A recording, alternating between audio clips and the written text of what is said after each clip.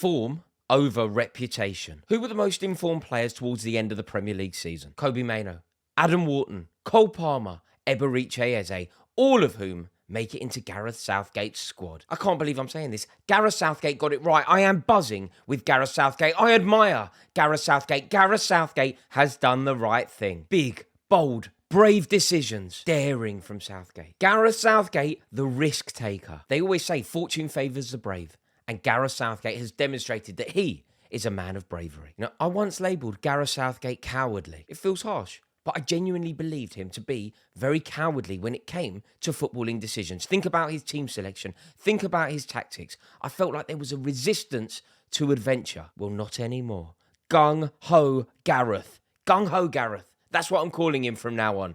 And I'll tell you what, I just made that up. That's mine. If you hear anybody else using that, you better tell them. Citation. That's mine. Gung-ho Gareth. I honestly can't believe it. I am so impressed by Gareth Southgate. Now, as people grow older, in theory, they grow more conservative, don't they? As people grow older, they become more adverse to risk-taking. Not Gareth Southgate. He has gone nuts, and it is wonderful. Now, after the game tonight, Gareth Southgate will have 95 games as England manager. That puts him in the top 3. He is about to become England's 3rd longest-serving manager, and he is finally demonstrating some boldness. He is growing far more bold with age. But there are a series of enormous calls that he has made. All of them, basically all of them anyway, I think are correct. Leaving out Marcus Rashford. That felt like a massive statement, and that actually gave us an inkling that Gareth Southgate was going for the jugular in this tournament. Leaving out Rashford is huge. It's controversial, but it was ultimately correct. Leaving out all of his old guard.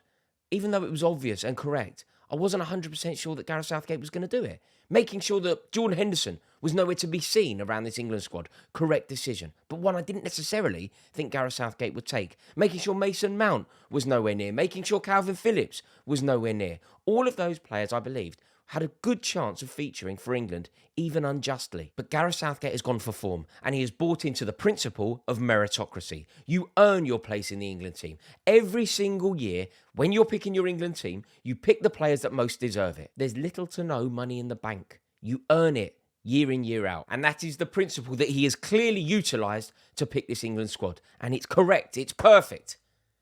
Buzzing. Jack Grealish didn't have a good season for Manchester City. I rate Grealish. I like Grealish. Everybody knows that Grealish would have probably made it into my England team. But the principle of leaving him out is correct. He scored 3 goals for Manchester City this season. When Pep Guardiola needed Jack Grealish most, when Pep Guardiola needed a goal more than at any other point this season, they were playing against Manchester United at Wembley. They were going for the double and they were losing. They were 2-0 down. Pep Guardiola at no point looked to Jack Grealish to change the game. That's symbolic. Guardiola desperately needs a goal. He looks at his bench. There's a £100 million man sitting there, a man that was so integral to him winning the treble the previous year, and at no point did he think that Jack Grealish held the keys to Manchester City getting back into that game. So it is fair to say that Jack Grealish has been fairly underwhelming this season. Combine that with the fact that so many players competing with the position that Jack Grealish wants in the team who have been sensational, it means that Jack Grealish simply can't be there. There is no way that it would be fair, just and correct to put Jack Grealish ahead of Anthony Gordon, to put Jack Grealish ahead of Cole Palmer, to put Jack Grealish ahead of Eberechi Eze. It would be incorrect, it would be unjust, and it would be a travesty. And amazingly, Gareth Southgate agreed. Jack Grealish is the tried and tested. Jack Grealish is the Pep Guardiola signing. Jack Grealish is the £100 million player. Jack Grealish is the treble winner. And yet Gareth Southgate has promoted youth and form over him. It's Mourinho. It is the move of a ruthless winner. Gareth Southgate. Sir, I salute you. And another reason why it is so bold and so daring that Southgate has done this isn't only about the antics on the pitch. Jack Grealish is a favourite with the fans. He is a favourite with the media. And leaving Jack Grealish out, it creates headlines. If this tournament doesn't go well for England, you just know that in the post-mortem after the tournament, when we explore why it didn't go well for England, people will say, Grealish should have gone. You need the control that he brings into the game. How can you leave out a £100 million player? Leaving out a treble winner doesn't make any sense. That's what people will say. So it is a decision that Gareth Southgate knows could have negative ramifications on him later down the line. And yet he has made it anyway. I really do feel for Jack Grealish. I am one of those fans who loves him. I love the way that he approaches the game. I think he is a mercurial, unpredictable talent. But if we are completely honest, his form this season has not been good enough, and he therefore doesn't deserve it. Can you imagine how he feels? This weekend, 365 days ago, this exact weekend, exactly 1 year ago, Jack Grealish was getting the nod to start in Istanbul, to start for Manchester City in a Champions League final and play brilliantly. Phil Foden was on the bench that day. Jack Grealish started and put in a stellar performance. Grealish was an integral part of that entire campaign. But a year is a long time in football. In fact, Jack Grealish has lost his place in the England team on some level to a player who was an understudy to him at Manchester City. A player who was deemed not good enough to even stay at Manchester City. Cole Palmer has played a significant part in Jack Grealish not getting in the England team. There's no Harry Maguire in the team either. This one is slightly different. Harry Maguire just couldn't recover from a calf injury. And I think Gareth Southgate has done the right thing here. Harry Maguire wouldn't be available for the group stages of this tournament. Neither would Luke Shaw. But it feels a little bit of a risk to have two defenders that you're kind of gambling on. So, as a result, Harry Maguire is not in the side. Luke Shaw is going to go but can't play in the groups.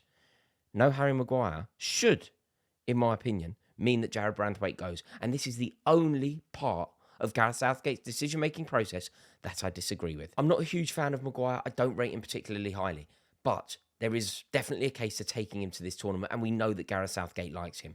If we don't have Harry Maguire for his aerial dominance, surely that means Branthwaite has to go. Branthwaite is similar to Maguire in as much as if you cross anything into the box, he will put his head on it. If you cross a washing machine into the box, Jarrod Branthwaite will bravely head it out. He is not in the squad either. I also think it's a mistake because of the relationship that he has, a pre-existing relationship with Jordan Pickford. Stones, Branthwaite, Pickford, I would feel a lot more comfortable with that. But Mark Gahey has had a sensational season. Mark Gahey deserves it. And we now have an exceptionally pacey backline. This pacey backline allows us to play further up the pitch. It allows us to press higher up the pitch. And I think from this team selection that we have seen, we can now deduce how Gareth Southgate is intending to line up. You look at this squad and it has got 4-2-3-1 written all over it, which basically means that Adam Wharton or Kobbie Mainoo, probably Kobbie Mainoo, is going to start for England. We can work this out through a number of ways. Firstly, the team selection is almost there. It's apparent within the framework of the squad. But also, Gareth Southgate has been speaking about maybe the lack of aerial ability that we have at the back, and he openly brought up how brilliant Kobbie Mainoo was at defending set pieces at the FA Cup final. Therefore, I believe that Kobbie Mainoo will start not only because of how good he is on the ball, not only because of what he can contribute going forward, but because of his defensive awareness and his prowess in defending his own box. So Kobbie Mainoo will be starting for England. What a season. What a man. I sometimes think in football, we don't acknowledge quite how brilliant these young warriors are.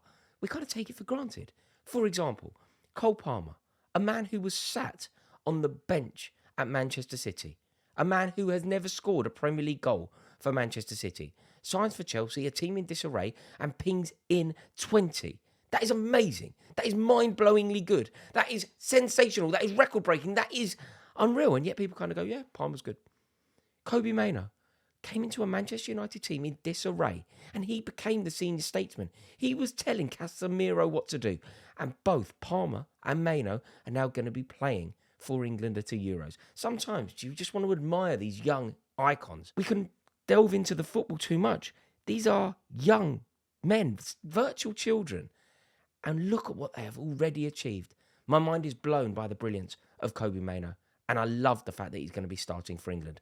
Adam Wharton as well. He will feature. What a debut that was. I'm not sure that I can remember a more competent, at ease, natural debut from an England player ever. He was sensational. And Adam Wharton will also feature massively at this tournament. But this is it. I am over the moon. What Gareth Southgate has basically done is pick goals. Whatever you think of Jack Grealish, however good you think he is, goals are not his forte. He doesn't score enough goals. That's not harsh. That's simply true. James Maddison, underwhelming, uninspiring when it comes to his form in front of goals. What Gareth Southgate has done is pick goals galore. He has picked Cole Palmer. He has picked Eberechi Eze. He has picked Anthony Gordon. He has picked Jarrod Bowen. And Jarrod Bowen is an excellent shout because Harry Kane missed a few games for Bayern Munich towards the end of the season.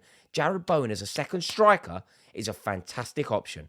He's also taken Ivan Toney, probably for the penalty option, and Ollie Watkins. simply tapping into the theory of meritocracy. Fortune favours the brave, and Gareth Southgate has been so bold, so daring, so brave, and I cannot wait for this tournament to start. We have picked the most aggressive team possible. We have picked a team full of goals. I love it. It's a team on form. It's exactly what it should be. It's young, hungry, desperate to win, and we have gone so close over the last 3 tournaments.